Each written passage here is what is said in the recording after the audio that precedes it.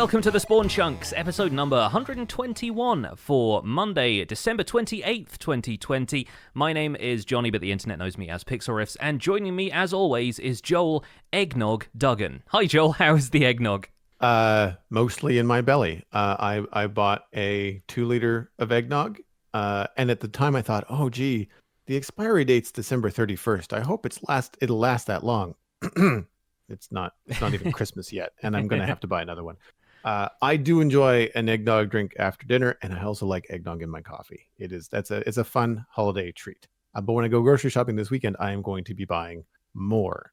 If you'd like to hear what Pixel Riffs is going to be up to this weekend, aka reading a giant tome of architectural terms, and about some fun holiday gifts that I just picked up today, then check out the Render Distance. It's the extended version of the podcast. You can find it at patreon.com/thespawnchunks to get access to that. Just become a member and you get extra content every week. It's also worth noting that we're talking about all of this stuff as though it's pre-Christmas because this episode is pre-recorded. And we're still not expecting a great deal of news from the Minecraft team over the holidays. We did catch the snapshot on our last episode, which we're very happy about. But this is being recorded on Friday, December 18th. So if there have been any items of breaking news, or if you're just slightly confused about where this falls in the Spawn Chunks timeline, then this is our last episode before the new year either way. But it's just happening a little bit earlier for some of us. And in terms of how much we've been able to do in Minecraft this week, we've had all of 2 days to play a little bit extra Minecraft. But have you got back into it there, Joel?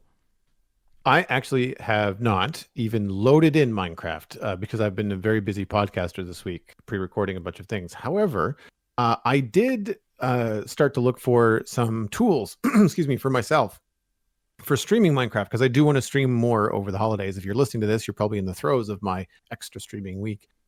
But I did go hunting for fabric-based Twitch integration mods, things that will allow the Twitch chat to maybe pop up in Minecraft chat. I was looking more specifically for something similar to Twitch Spawn from the developer iGoody. And we'll have a link to Twitch Spawn at igoody.gitbook.com in the show notes. And I was very frustrated to find that very little exists for Fabric at this time for Twitch stuff. And I, for whatever reason, well, I shouldn't say that.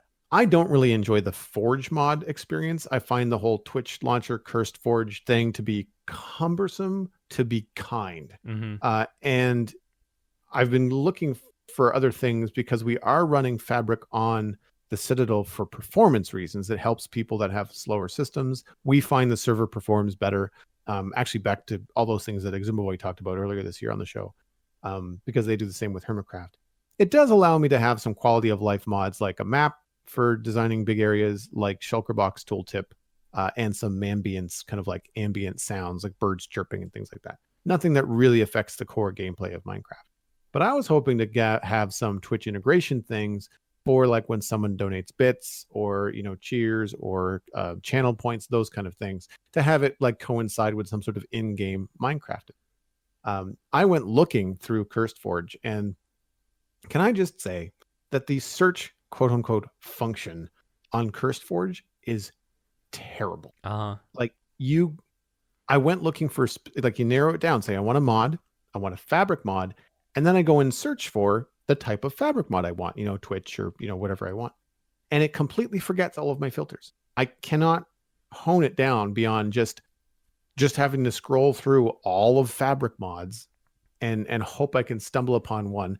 And not to slam mod creators because they can do it and I can't, but the names of some mods do not at all indicate what they do. Mm-hmm. And so CurseForge doesn't seem to take into either account the name of the mod or the description of the mod. It is terrible to try and find new stuff. So I have a hive mind here in the lovely Spawn Chunks audience and community. If anyone out there knows of a Twitch integration mod that runs on Fabric, I would love to know about it. I do know about the iGoody stuff for Forge, and I may try that out, but I don't think I'm going to be able to get it to work in the way that I want. But if you know of anything that's Fabric-based, I would love to know about it, and that's spawnchunkmail@gmail.com. Please and thank you. It would be good to also kind of relate along to other listeners that might be interested in that as well. Yeah, absolutely. Always good to know more about the modded world, especially when I am a relative novice in that arena, so I can't really be of much help there. But yes, best of luck in your search. As for me, I've been converting the Survival Guide world to Bedrock Edition, which, again, when this show airs, is going to be old news at that point. But for an episode 350 special, I decided to convert the world to Bedrock Edition and tour the world with RTX enabled, taking advantage of all of the stuff my new PC can do. And there's some fun surprises, actually, when looking at that world with more realistic lighting. For a start, my mountain biome still looks awesome. Still my favorite place in the entire world, I think. And I built at the bottom of that a crystal cave with a bunch of ore blocks in it and corresponding, concrete powder and glass, stained glass, that kind of stuff to kind of create this crystal cave that you would walk through to get to the ski lift. And in terms of how it looks in RTX, I was almost overwhelmed. I kind of think I would have built that a little bit more sparingly if I'd built it with RTX in mind, because obviously when you're building that stuff in vanilla Minecraft, you're kind of compensating for the fact that the lighting effects aren't a thing and that the colors aren't necessarily as bold and the materials aren't as reflective or reflective at all, really. But then you go into that with RTX and suddenly everything is just popping out at you and it's too much. It's like rainbow vomit everywhere. And so I'm thinking about maybe if I do a bit more playing around in RTX and I build something similar, just being a little bit more conservative with how I use the materials, and I think I could probably get some slightly nicer results. But it was super fun touring the world that way. I looked around the museum, and it's weird how it's just something about like the ambience at that point. The shaders tend to give the world a little bit more of that kind of glossy cinematic feel, whereas if you're walking around in RTX, it does just look kind of more realistic, like light is behaving the way you expect it to. And it felt much more real that way, and in a less artificial way than I think shaders typically do. So yeah, walking around the museum was super fun because I think of it as like a location I'm trying to model after some sense of realism, weird though that is in Minecraft, and that was super fun. Elsewhere, outside of the RTX stuff, I've been continuing to expand the museum archive because now I'm on to storing items. I've basically got all of the blocks I want to move in there, except I think for coral, and I'm still not sure how much coral I really plan to store in there, but now I'm moving on to bulk storage for items. And I was wondering, I might run this past you and the folks in our live chat here, what kind of items do you typically find you need bulk storage for? I'm talking about the stuff that can't be actively placed in the world in block form or condensed down like coal can into coal blocks, that kind of stuff. What do you tend to need item storage for? So wait a minute. So not blocks? Yeah. So stuff like rotten flesh, mob drops and that kind of stuff as an example.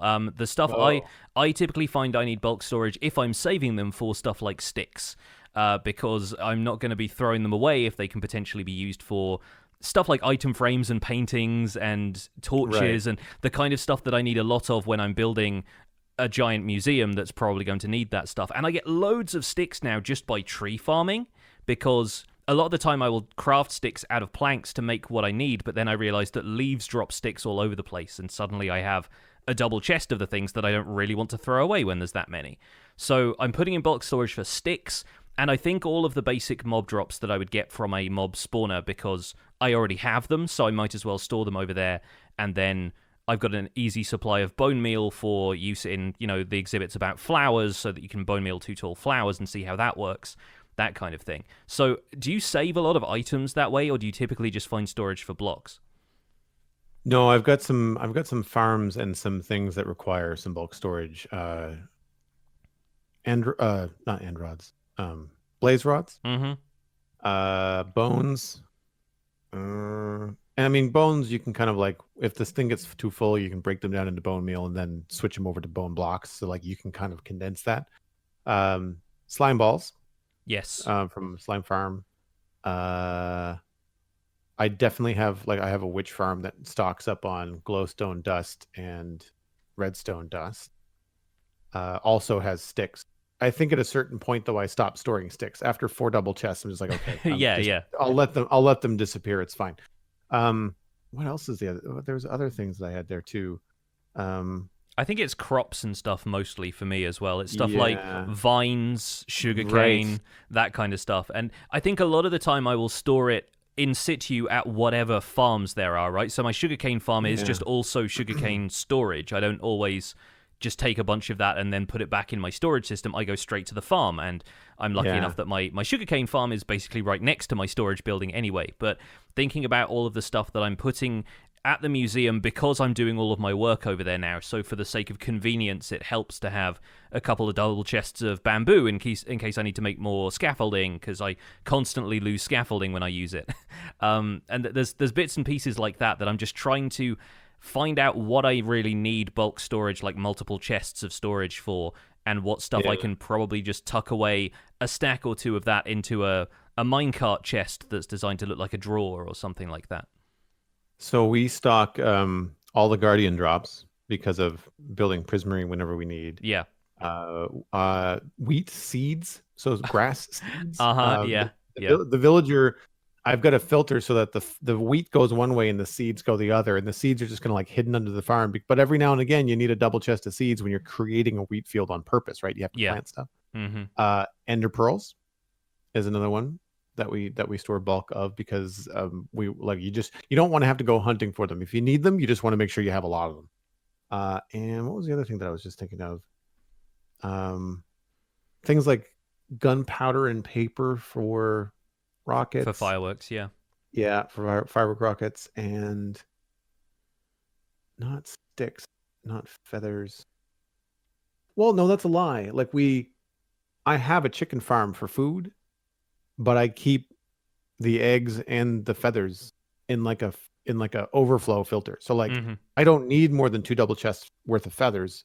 So once it's filled up, they just go into the trash. But I'm collecting them just because, like, when someone wants to make 3 or 4 written books for some server event, you just want to make sure that they have enough feathers that they can use it, right? Oh yeah, and I plan on making a lot of written books for the museum, so I'm probably going to need a double chest of feathers. Yeah. Yeah, like a chicken farm that separates out the feathers and any eggs that are dropped in case you need more chickens. Like, that's the other thing. Like, when we're moving into a new area on the server and you want to set up a quick chicken farm, it's nice to be able to go back to the original chicken farm, and there's a chest of eggs right there that you can just grab 2 or 3 stacks of 16 eggs. That will be enough to get your new chicken farm up and running without really missing too much time, right? So there's little things like that. We do have some that this is specific to the Citadel, because we have some data packs for things like smelting rotten flesh into leather. We can turn string into wool, so we keep the string and the leather or the rotten flesh from any zombie or spider farms, because you can do a 2x2 of string and end up with a block of wool. So that's always nice. And I'm just trying to think about if there's anything else that all the bulk storage that I think of, I basically store their blocks from the world, like things like leaves from trees. We store a bunch of those in case you want to use them creatively. And then everything else I've got in big bulk storage is all like, stone, dirt, grass, like all the stuff that you normally mine a lot of. But as far as items go, ink sacks. That's the other thing. Yeah. Definitely did a lot of those. I think most of the item stuff is probably going to be just like small storage. Like, I'm not going to have a double chest of nether stars, So I think a lot of that stuff is going. I think dyes is the other big thing for me, because like I'm going to need to make so much terracotta, concrete powder, probably wool for carpets and stuff as well. Like there are going to be some that I'll need more of than others. Like I use red so much more than I use like magenta, for example. But I think there's going to be a lot of crossover there that I will need to store a lot of dyes so that I can then use them to make a lot of other things. So I think some kind of like upscale flower farm is coming up next in the near future. But let's move on to briefly, I think, talking about one news item, because we didn't cover this on the last show, and I feel like we'd be remiss if we didn't at least mention it. Minecraft Dungeons has another seasonal event going on right now. In fact, by the time you folks are hearing this, listening to the main show on the podcast feed, you've probably only got a couple of days left for it. This is the Chills and Thrills seasonal event, which of course is themed around winter, and as with the Halloween event, it's got a couple of seasonal twists on daily trials, which reward the player with exclusive gear when completed. There is a trailer for that that's now a couple of weeks ago on Dungeons Game on Twitter, and so we'll link that in the show notes as well. I think it only launched today, though, so I have still not had a chance to hop in and play it, but I presume it's just going to be quite similar to the Halloween event in terms of a little bit of extra gameplay, maybe some slightly harder levels, and a couple of unique drops. Like I think the Arctic Fox armor is like a variant of the regular Fox armor that's going to be out there. I expect Creeping Winter, if anyone's got that DLC, is going to be getting a lot of play over Christmas. Yeah, it goes from December 18th through December 30th, and Arctic Fox, and there was one other thing that they showed in the trailer. I thought it was like it did something special, like it there was a pet. Is there a dog that comes along with it, or I'm not sure if it affects the pet or what, or they're just maybe just part of the trailer, but they don't really show much. But yeah, like I need to get back in there. And one of the things I do want to play over the holidays is getting into Minecraft Dungeons again. And I like that there's these seasonal events. And as we suspected, it's not necessarily Christmas themed. It's just sort of like, a nice something to complement the Howling Peaks, where there's a lot of snow and, high mountain, chilly kind of vibes. Yeah, I think it's quite a good timely one to come out so soon after Howling Peaks did. So yeah, hopefully folks are enjoying that and getting in on the action. And I still kept all of the seasonal items that I got from the Halloween event, even though they aren't like really the type of stuff that I want to use on my character, and they're not like leveled up to me. I guess I could use the blacksmith in game to update the power level of them so they're a little more usable, but most of the time I think it's just nice to have that stuff because it's like, a unique sign that you turned up to those events in particular. So I might hop into that over the weekend. We'll see what I have time for. Well, we can move on into the email this week. What we decided to do is dig deep into the Spawn Chunk mailbag and pull some questions and comments and things about all kinds of different topics from you folks. I'll start off with the first one, but if you'd like to email the show, that is spawnchunkmail@gmail.com. Just know that we won't be able to get to it until 2021 when we start doing new shows in the new year. The first email comes from Nox Gagnon. I hope I'm pronouncing your name right. Subject is Bedrock Edition. I'm starting to feel like Bedrock Edition of Minecraft is being neglected. Mojang keeps adding more and more to the Minecraft marketplace to make more money off of us, but they still haven't given us the parity we want. Why can't we use our offhand like it's used in the Java version? Why can't we build on top of the nether roof? Why don't we have hardcore or spectator mode? It doesn't make any sense. Why can't we customize our Superflat worlds? Why don't we have spectral arrows? How come when I make a tiny gold farm, it crashes the game? Why are there no data tags in the Bedrock Edition? Why don't we have advancements, or why do we have advancements instead of achievements? Why can't I play older versions of the game? Why don't creepers drop all the items they explode? Why are there no furnace minecarts in Bedrock? There are so many things as Bedrock players that we want Mojang to add, and they've not added it or probably won't. Instead, they waste their time adding the skin editor to the game so that we can buy even more stuff from them. Nox. Obviously, Nox doesn't speak for all Bedrock players, nor do they speak for the Spawn Chunks. But I just thought it was an interesting, passionate email about Bedrock versus Java to include. We don't often get to talk much about Bedrock on the show because we cover Java mostly, but because you've been spending some time in Bedrock lately, Jonny, I thought it would be a good one to bring in because it's kind of like in the forefront of our minds lately with the RTX stuff. Yes. So I will defer to your knowledge of Bedrock. However, furnace minecarts in Java are not that useful. So I'll put that out there as well. Absolutely, yes. And I imagine, just from my rudimentary knowledge, that being unable to access older versions on the Bedrock, I'm guessing that just has to do with being able to have it work across platforms like tablets and Nintendo Switch and Xbox and PC. There's considerations that Bedrock has to deal with that I think can squash a number of the things that Nox mentioned in their email. So I want to mention that. Like, it's not that Mojang doesn't want you to have these things. It's that this Bedrock version serves Mojang and Microsoft better to be on multiple platforms. And that is the purpose of Bedrock in my mind, is to be as best it can be for all of these players, which means that for the people that want to play Bedrock on PC, you're probably going to come up against some things that don't necessarily make sense for you at the keyboard, mouse, monitor that are essential for someone that's playing on a tablet where they've got to tap the screen to do stuff. And there's no real, right click, left click, that kind of thing. So yeah, that's kind of where I stand on it. It's like I just think it's because of the different, not the marketing nature, but like the different mission of Bedrock for Minecraft is why there are still some pretty large differences. However, there are some things that I find that Knox made to point to that are a little bit strange that they don't have. Like, why aren't there spectral arrows in Bedrock? Like, that to me doesn't seem like a platform specific thing, right? Yeah. So first of all, happy Festivus, Nox. Thank you for airing your grievances. I like this laundry list of stuff you've provided for us to go through point by point, and I will get there. I also like the fact that the basically the second line of this email was Microsoft is making more money off of us, which I feel like is a kind of a tiresome refrain when it comes to this stuff. Like, not to come down on that kind of attitude too hard, but it's like, you know, a lot of the money that goes into this is funding the development of a game that has otherwise provided free content updates for basically 10 years.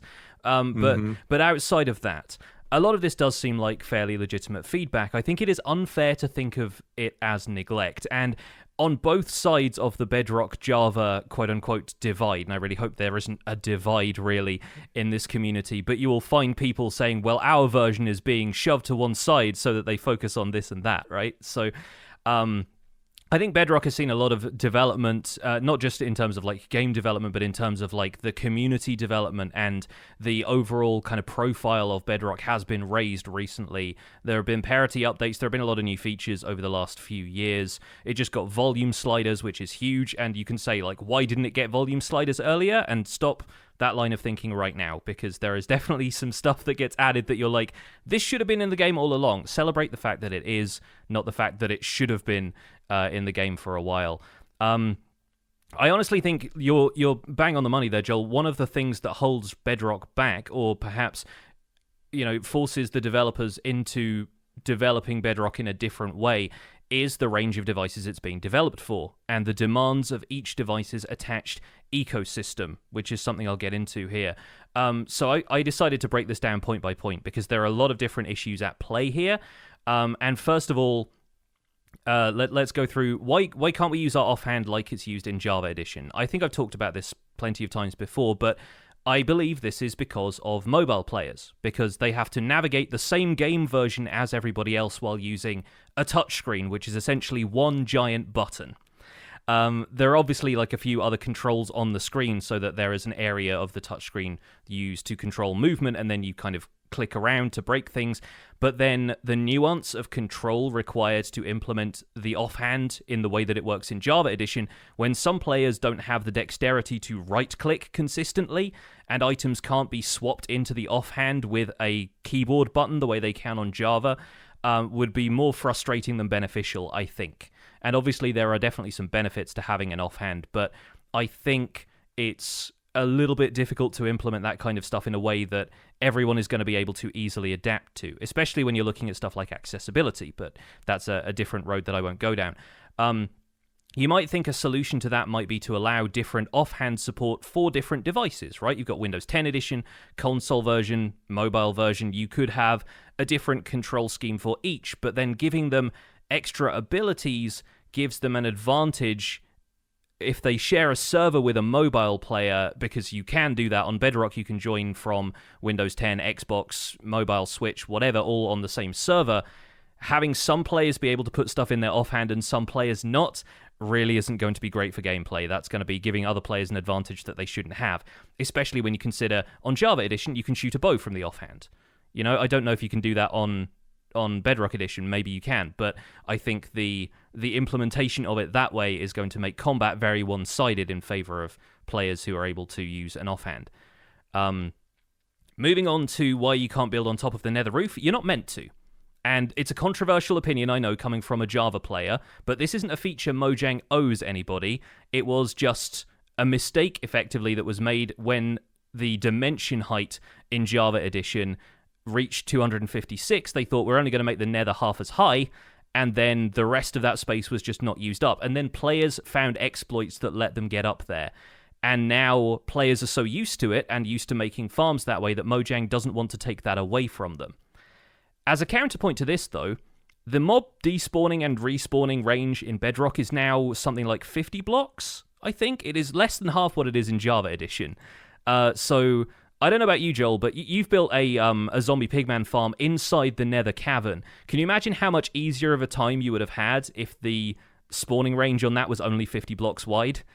You look at the amount of terrain you would not have had to spawn proof as a result.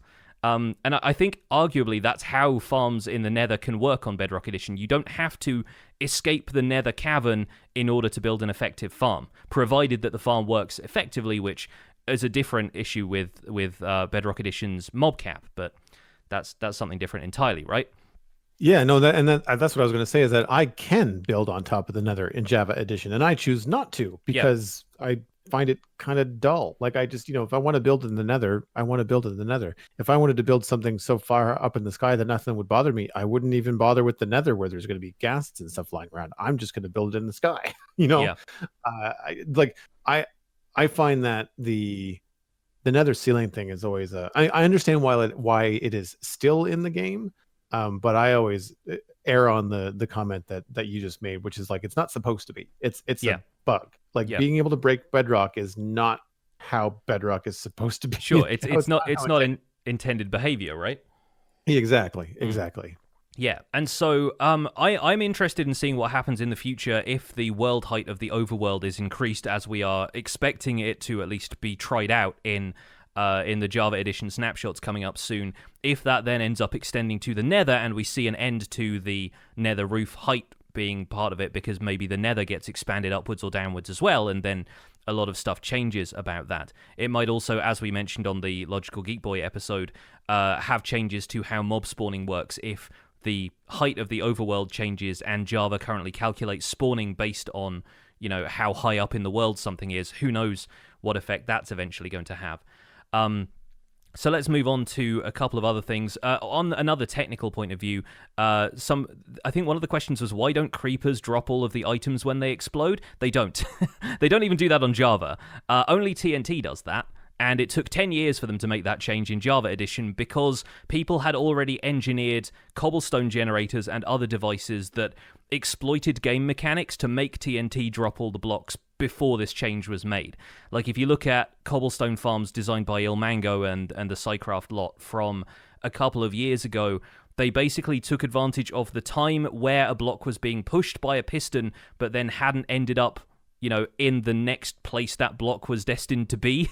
There was a state change that went on there, and if you blew up the blocks at exactly the time they were pushed, then they became a lot weaker, and then the game broke all of the blocks, and that was how you got 100% drop rate with TNT. And so Mojang realized that players were having to go to extraordinary lengths just to calculate timings like that, and they thought, well, if people are going to do this anyway, we may as well just make TNT do that for the future so that they don't have to go to such extremes. And creepers have never been a part of that. So I think this question is maybe like misplaced, but I think I don't think that's a problem you need to be concerned about. Hardcore and spectator mode is, I think, the one thing that I'm still not entirely sure why Bedrock doesn't have those yet. And again, like, all of this has basically been me speculating about this, but I think it might be something to do with the fact that without spectator mode, hardcore mode used to actually delete the worlds. So as soon as you died in a world, you went back to the main menu and that world was deleted until spectator mode was implemented and you could fly around and look at stuff but not interact with anything. And I think console manufacturers, or maybe even just the console player base, might not be happy with being killed in a world and then data being deleted from their device. I think it comes down to that. I think maybe that's something that, PC players might have been slightly more okay with, that maybe the console manufacturers take exception to. Like, explaining to Xbox, and then it just deletes your game. and the people at Xbox thinking, well, we're going to have to get a lot of emails about this because parents are going to be asking, like, why has my child's game been deleted because they died? So I have a feeling it's probably down to something like that, or whatever kind of code of conduct Microsoft or Sony or whoever has for developers in that sense. It may not be that. That's just my inkling about it. And of With course, the ongoing concerns with technology and privacy concerns too, like I would yeah, imagine there's certain rules from different platforms as to what you can and cannot delete from a device once it's been created. Like yeah, because I mean, like when you sell an app on these platforms, a lot of these stores take a cut, whether that's an Android or an Apple or whatever. And I feel like if you're deleting stuff, then that also has to be a permission granted by the developer, and that's probably it. And then you get into foggy territory as to what country you're in and what those laws are. And I imagine it's probably just an easier thing to just not have it happen at all. yeah, absolutely. And I think implementing a hardcore world the way it works on Java now would require them to implement spectator mode, and that's the thing that I'm still not sure why they don't do. But it may also be. I think that there's some weird middle ground here because obviously Windows 10 PC players and maybe even mobile players have access to commands that you can type with a keyboard interface, right? But then I doubt anybody is using commands on the Xbox, PS4, or Switch versions because of how awkward it is to type text. Using like the on-screen interface, and very few people I think play with pluggable in keyboards for their consoles. So I expect a lot of the reason they don't have stuff like spectator mode is just how awkward it is to navigate menus to take yourself in and out of spectator mode, and there's a few kind of odd things there. This kind of ties into one of the other questions, which was why can't you customize Superflat worlds, and why are there no data tags in Bedrock Edition? And I think the Bedrock Edition command syntax is different anyway, and that's probably down to it being coded in a different programming language to begin with.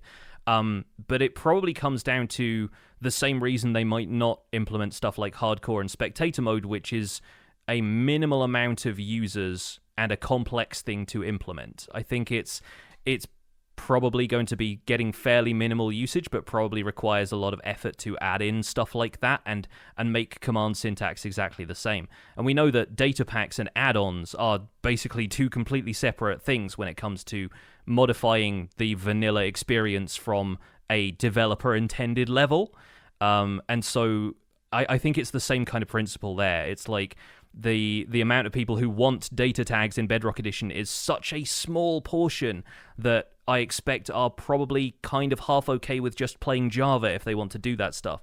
And the only people likely to mess with that, really, I expect, would be Windows 10 players, and I'm fairly certain they make up the smallish proportion of Bedrock players. So there's some very like mathematical thinking going into that, which again I have no idea if I'm accurate about any of this. Let's quickly talk about advancement versus achievements. Achievements are from the Xbox Gamer Score and PSN trophies ecosystems. And I agree that having advancements per world is better, but the only thing you realistically get from advancements is a sense of satisfaction and maybe like a little bit of XP for some of them, right? So if you really want the advancements, look up a list of the advancements and just do them in your world, and you won't get the endorphin rush of a thing popping up saying good job, but ultimately you're getting the same experience. And I think it comes down to console marketplace restrictions. At that point, it's the same reason that you can't get achievements if you enable cheats, because they want that stuff to be obtained, quote-unquote, legitimately. And I guess just adding an additional system for advancements on top of that doesn't make a whole lot of sense. So the only thing left on that list now is older versions of the game. And I think you kind of touched on this, to go full circle back to your point, Joel. I think it comes down to console marketplace restrictions, because when you look at the way Java Edition works, it effectively installs a server jar, which is like the executable, the thing that runs that version of Minecraft, and assets for every version of the game every time you install a legacy version. So if I wanted to go back and play Minecraft 1.0, then I could install the files for that, and it adds that basically to my hard drive, and I get to it through the launcher. Bedrock Edition doesn't have a launcher. You just load up the game, and it's Minecraft. And I think having legacy versions as part of that would effectively require, say, the Xbox Store or the PlayStation Store to install like 16 different versions of the game at once. And I don't think they're happy doing that, because then it starts to get into like, well, which version of this am I loading? Do I have 16 different launch icons? How difficult is it to implement a version switcher from the main menu that then makes it obvious which of your worlds are from which version? and it would be a nightmare for compatibility with stuff like Realms and even single-player worlds on Bedrock, especially on shared devices. Can you imagine having a world that's in 1.16 and your little brother tries to open it in 1.12 and it just breaks everything? Yeah. And there might be some sort of safety measures they could implement to stop people from doing that, but still, you're going to end up messing with that, and then once again, it's angry emails sent off to Xbox that they really don't want to deal with. And while it sounds like I'm making a lot of excuses on their behalf, I expect there, in the long run, could be ways that people will, the developers of this version of Minecraft could find to implement stuff like this. But I think it comes down to how many people are really going to use it and how many people just want the game to move forward.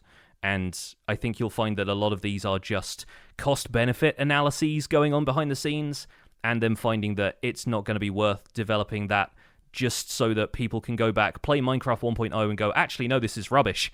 Like, let me go back to playing 1.16 when I have hunger and a trident and like all of the modern kind of features of the game. Now, I have noticed a bunch of Bedrock players recently with legitimate gripes about the state of the game vis-a-vis bugs and the amount of things that recent updates have been breaking.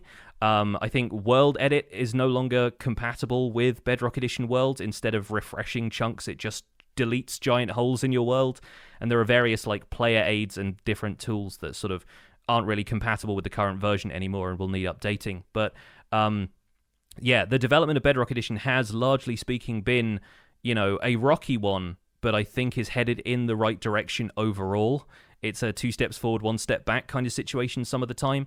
And questions like this are always good because you are, holding the developers accountable for stuff that you would like to see in the game. I just think it needs to be made with a slightly more balanced view on exactly what is required of the developers and how many people are actually going to incorporate this into their experience from the hundreds of millions of people who play Bedrock Edition. I agree. All right, I'm done with my monologue, so now time for somebody else's monologue. This next email comes in from Kaio Dude, and the subject is Wool versus the Warden. Hi, Jonny and Joel. Love the podcast and can't wait for every episode. I turned on notifications just for you. Well, thanks. We appreciate it. In the last episode, you discussed the Warden and how you could use wool to dampen certain sounds. I had an idea that was inspired by the way torches work. When you place a torch, it can light up to 14 blocks of emptiness, and in those 14 blocks, hostile mobs can't spawn in when the light level is above 7. Now, think of that mechanic, but instead of light, it's vibration dampening. This way, when you place a wool block, it will at least dampen the sounds and vibrations for the Warden, and this doesn't mean it will be completely oblivious to your movement, just hindered by the wool. If the deep dark turns out to be what I expect it to be, then I'll be heading down to the biome often, and with this way of using wool, you won't have to destroy the environment and take away from that deep dark vibe by having wool everywhere. I would like to add that I don't think this mechanic should cross over to skulk sensors because this could really mess with some redstone contraptions. What do you think about this way of dealing with the Warden? Do you think it's better than wearing leather boots? Keep up the amazing work and have a chunky day. I'll make the note, I don't remember when, but this email did come in before the latest snapshot where wool was updated a little bit to then deal with skulk sensors and sneaking around and stuff like that. However, I think that the wool as a torch for vibrations would just make the deep dark have wool spam, quote unquote, instead of torch spam. Yeah. Like I don't think that's really what Mojang wants in terms of players going down to this really cool designed biome and just plopping wool everywhere to dampen the sound and make it safe to walk around. It's a neat concept. I like the idea of something that will dampen the sound with a perimeter. So not all sound, just sound within that particular perimeter. It's a neat idea. I don't know if wool blocks are necessarily the best executable for that. The more I think about this, though, the more I think that an enchantment, either hard to get on boots or a time-sensitive potion might be the best way for sneaking around the Warden. That's if Mojang decides to provide that kind of option in the game. There might be no way to avoid the Warden outside of just sneaking with your shift button. But if they do decide to have something where endgame players can use it, I think having it a finite resource, like similar to how, yes, there's fire resistance potions, but what's the max? 8 minutes? right? So you got to keep track. You got to know when that's, if you're swimming around in lava and you've got 55 seconds left, like you have to get the heck out of Dodge, right? Like you don't want to be caught because you will die quickly, no matter what kind of gear you have. And I feel like if they decide to have something in the game that will help protect you or help hide you from the warden's, we'll say, sensitivities, I imagine it's going to be timed and short-lived would be my guess. Yeah. And probably not stackable. So like if you want 4 or 5 of them, they're going to be sacrificing inventory slots when you go. Yeah. I like the concept of this as somebody who has acoustic panels in my office now. Like, yay for sound dampening. That's an actual thing that exists. But I'm not sure if, just a single block of wool providing a radius of protection, we'll say, just for simplifying that. I'm not sure that's the right implementation. I like the idea of doing what we do with skulk sensors and having to walk around on wool blocks to avoid vibrations really being given off by your footsteps. And it might make exploring the deep dark kind of fun, but I don't know if just putting down one wool block and having that protect you in the same way a torch protects you from mob spawns is really the right way to go. That seems a little too overpowered for me, and also isn't exactly the way the acoustics work. But I think ultimately it comes down to whether or not the Warden's hearing works the same way as Skulk sensors, and just a mobile version of that, because you can imagine Skulk sensors and the Warden are going to be affected by, largely speaking, the same things.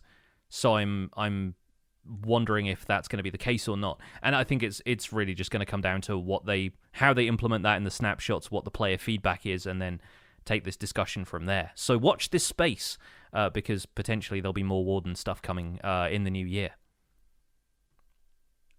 The next email comes from Sam C. Replace leather boots functions with enchantments. Hi, Pixariffs and Joel. 1.17 will have no shortage of traps on multiplayer servers thanks to the new addition of powdered snow. But the fact that the experienced Minecraft player will have to wear leather boots practically all the time to prevent falling through any powdered snow may anger some players. A solution to that may be to have an enchantment to add to any type of boots, perhaps called Snowwalker or something along those lines. To make that enchantment even rarer, this enchantment could be considered a treasure enchantment or an enchantment only found in loot chests. This would make it so players would have to find the enchantment book in loot chests rather than having them show up from villager trades from the librarians, perhaps even finding it in the deep dark. This would allow or keep players from having an infinite number of these quote-unquote Snowwalker enchantments. This would make it so that players would still have to put an effort into not fall through powdered snow every 5 minutes, but could still wear their precious netherite or diamond boots. Sam C. Thanks for the email, Sam C. Much appreciated. Frostwalker already exists in the game, and I don't see it used very often. Yeah. To the point where I forgot it existed until Sam C. wrote in. And he said Snowwalker. I was like, wait a minute. I've heard that before. Yeah. I remember thinking Frostwalker was so cool when I first found it because I hated using boats.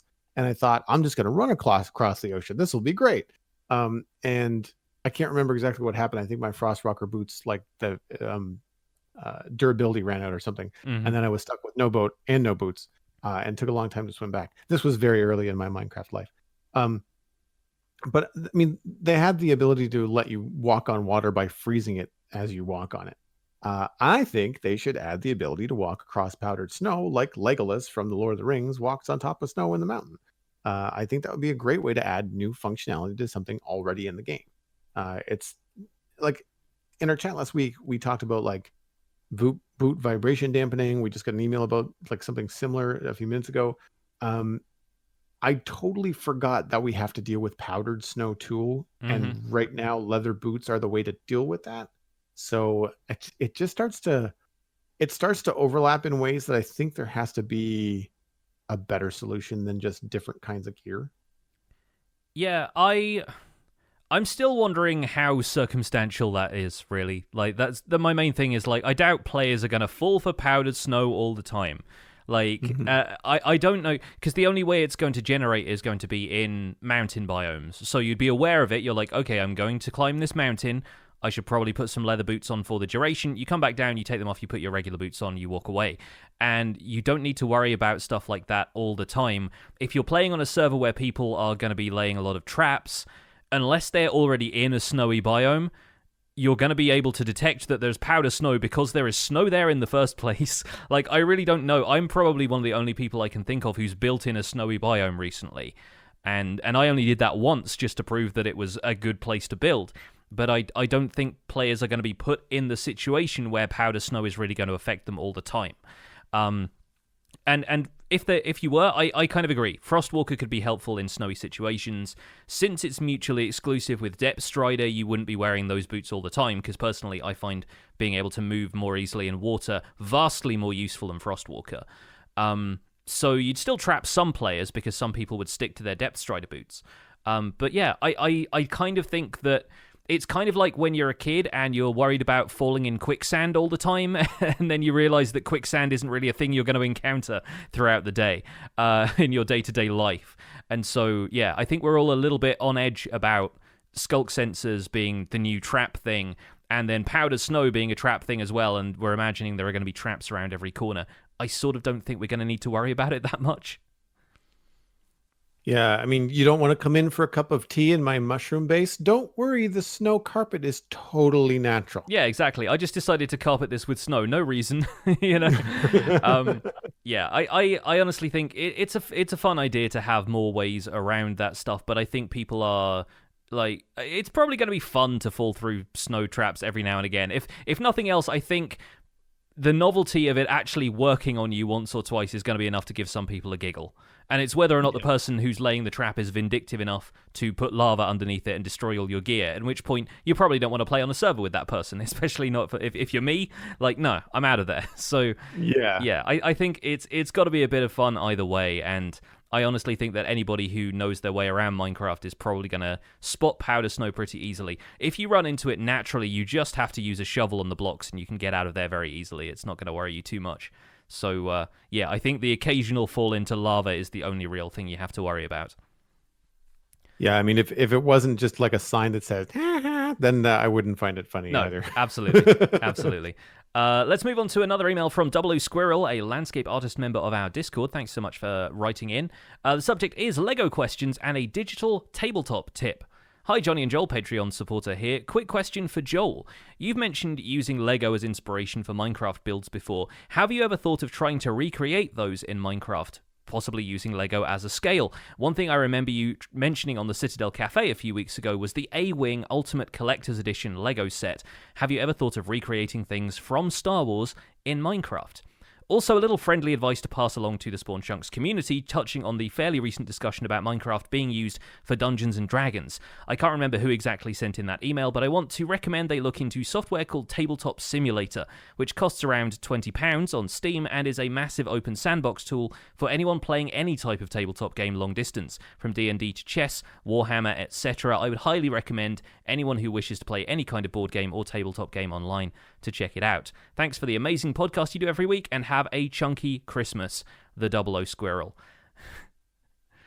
So the D&D email that Double O Squirrel was talking about was from Kokorodaki, a landscape artist member in the Render Distance episode for episode 115 on Spawn Chunks.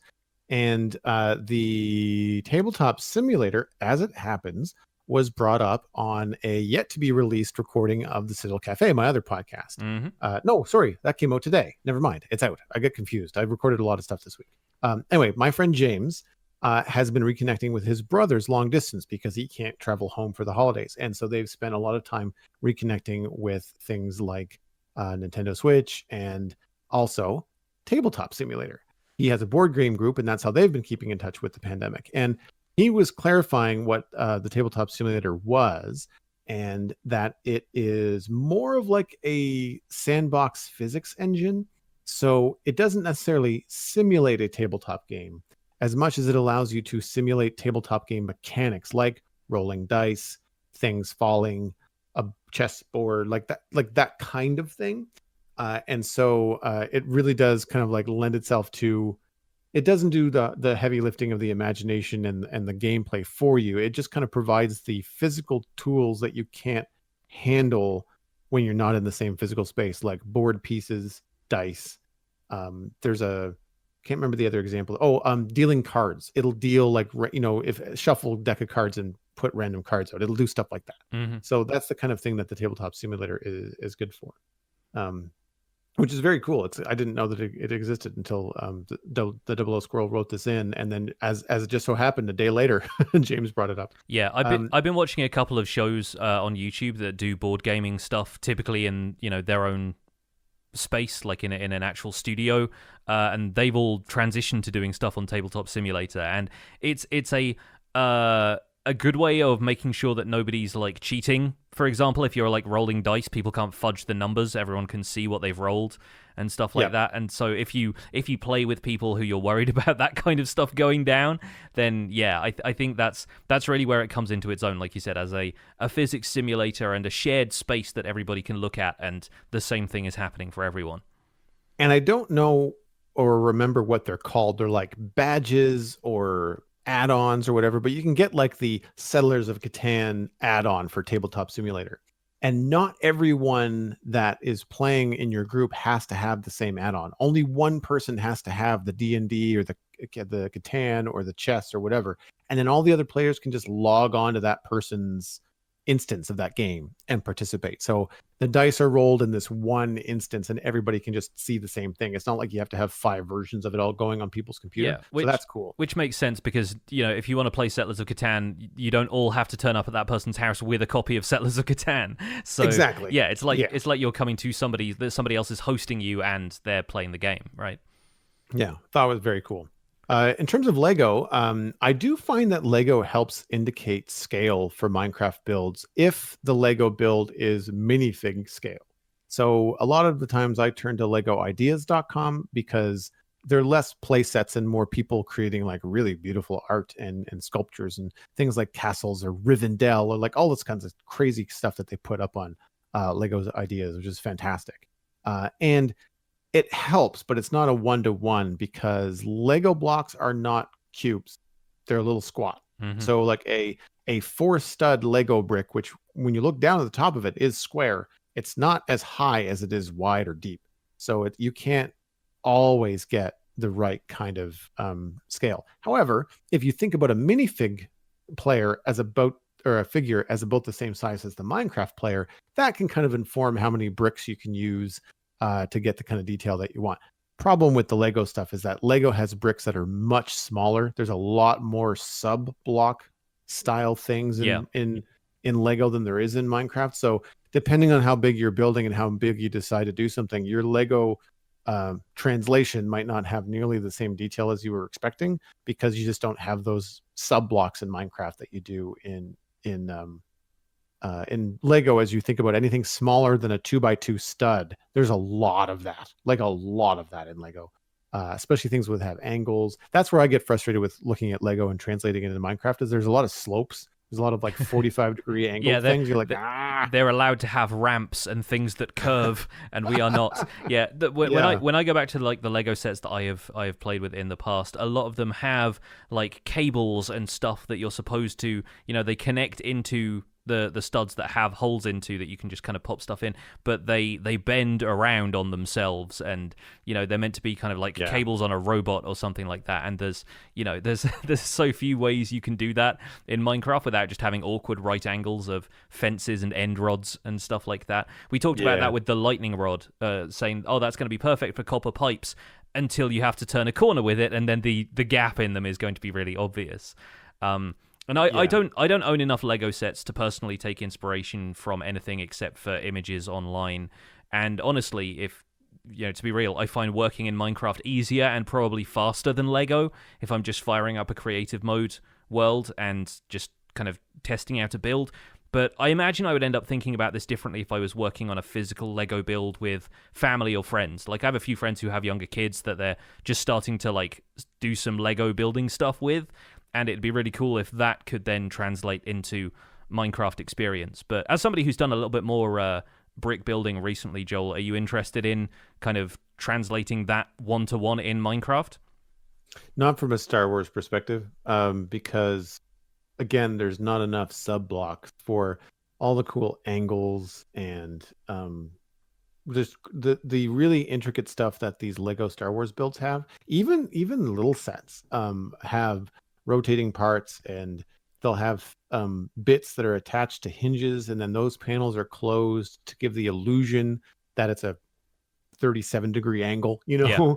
for the fuselage of the A-wing ship or something like that kind of stuff. And actually, to be honest, I don't find the Ultimate Collector's Edition stuff all that great. It's more like a sculpture, Yeah. and therefore it doesn't feel Lego scale to me. It just feels like they're using Lego as like a sculpting tool. Uh-huh. The one exception is like they don't have it anymore, but it was this Super Star Destroyer, the one from Return of the Jedi. Mm-hmm. It's like it was up until the Millennium Falcon came out. It was the biggest Star Wars set that you could get.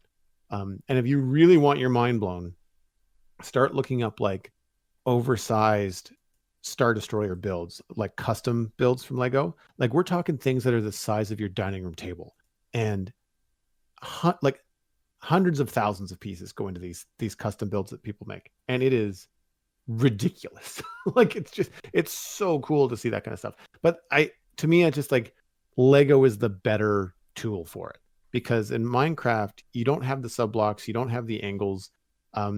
Even Minecraft, like if I was going to do something cool like build an Imperial Star Destroyer, Minecraft's not big enough. The world isn't big enough for the square meterage that you'd have to actually do to make it look decent at a scale. So yeah, I don't think I'm going to be doing anything like that. I will obviously take inspiration when I go and do some sci-fi builds eventually on the Citadel, because I do have plans for that.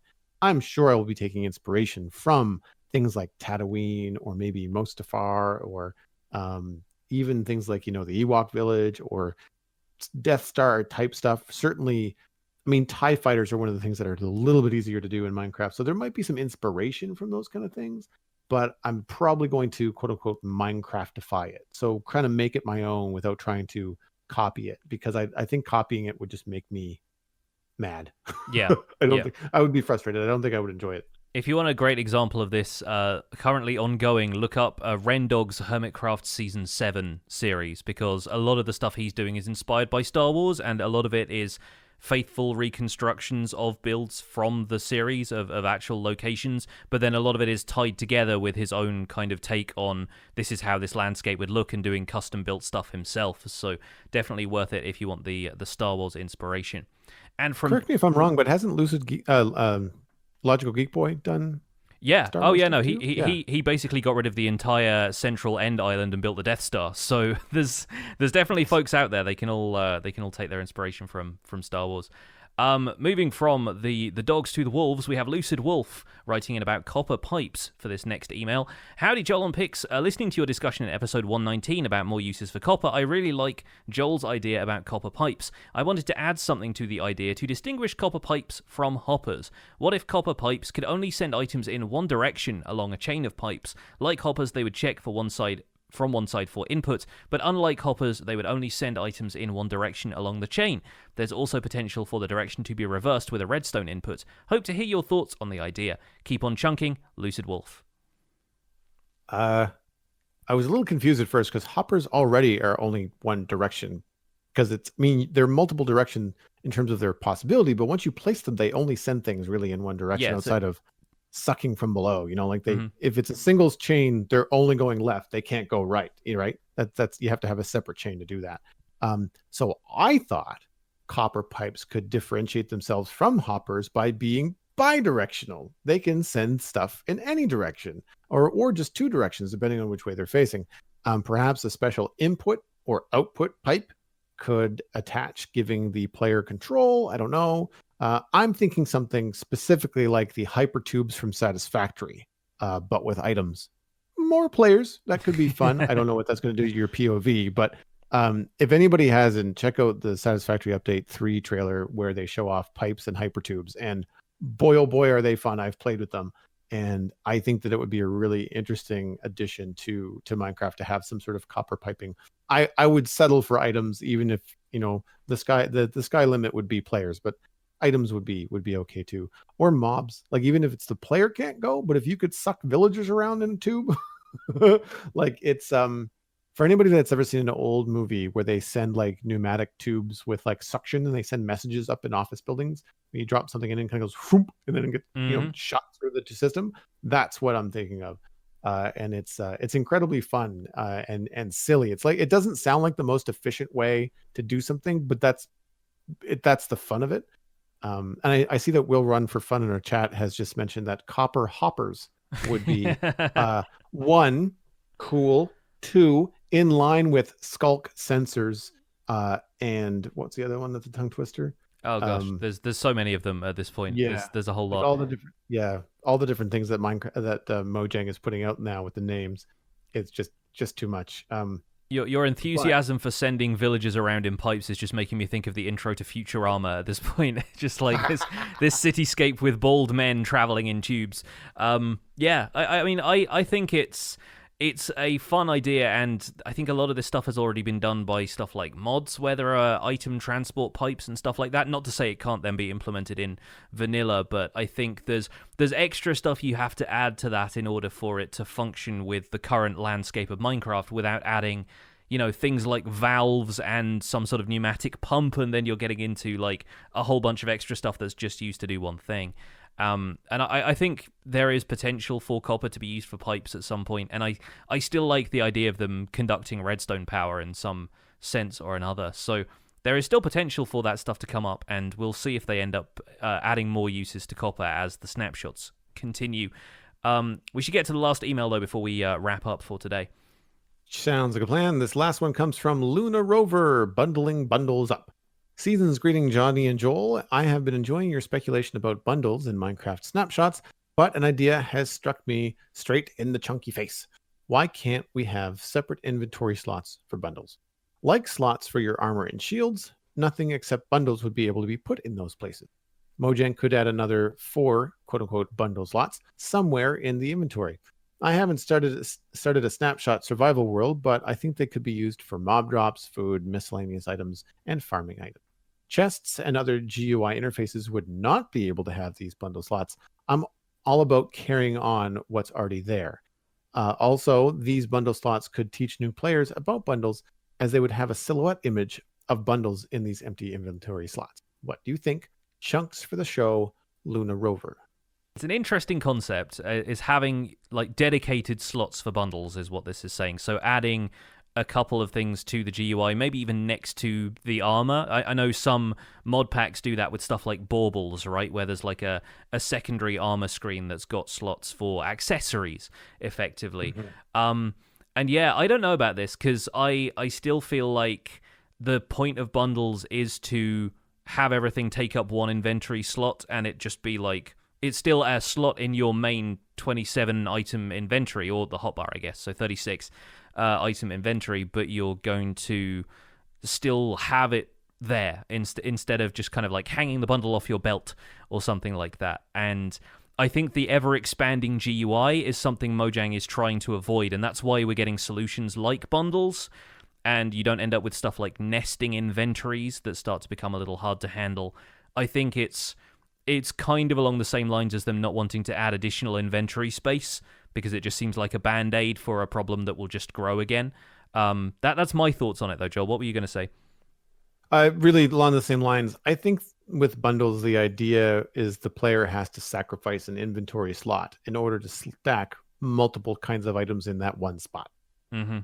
Yeah. That's the trade-off. Like the philosophy we've heard from Mojang before is like, time in versus reward out. Well, there's no time in really for bundles outside of getting the leather from rabbits and stuff. It's or the rabbit skins rather. It's more about like, okay, well, if we're going to let you stack multiple items in one inventory space, which you cannot do otherwise, then you have to sacrifice that inventory space with this bundle and have everything be bundled inside of it. Yeah. I think that's kind of the way it goes. It's definitely, like you said, the trade-off at that point. I think the other thing about having extra inventory slots for bundles, you end up again with the problem of them being sort of out of sight, out of mind. If they're not taking up the main space of your inventory, I think you might even use them less, because you can just tuck the bundle there and then problem solved. It's not there anymore. And then that leads to you effectively, if you think of the maximum contents of a bundle being like 64 unique items, then that means you have 4 new slots in which you can potentially carry up to, 256 more items in your inventory as well as, bundles on each of the other slots from that point. There's thousands upon thousands at that stage. So I think there needs to be a limit. And I think, like I said, the ever-expanding GUI thing is potentially not the direction Mojang wants to take it. But, I mean, keep thinking about stuff like this, because these ideas, I'm sure, have come up when they've been developing solutions to the inventory problem, and I love to hear emails like this, because we're always getting interesting new ideas for what could be a potential solution down the line. I think that is probably where we're going to wrap up this episode of the show, though. Thanks so much to everybody who emailed in, and thanks to you for listening. I think it's great to end the year on a kind of community-focused show, and we've had some absolutely fantastic... This has been the year of the chunk mail, I feel like, for us. Like, we're getting so much email. We've had to, get some help even sorting through the inbox, because we have so many great emails each week. So thank you all so much for writing in, and keep it coming in 2021. He says, heart in throat a little bit, because I imagine you guys will bring it. In the meantime, though, you can find more information about the show and links to some of the stuff that we've talked about today at thespawnchunks.com. The music for the show was composed by me, and The Spawn Chunks is proud to have been a listener-supported podcast for another entire year. If you're getting some value out of the show, please consider putting some value back in this holiday season. Visit patreon.com/thespawnchunks to join our community. Pledging at any level there gets you an invite to our patrons-only Discord chat and gets us closer to our future goals of having a monthly Minecraft audio hangout with our patrons, where we just chat about what they've been up to in Minecraft that month.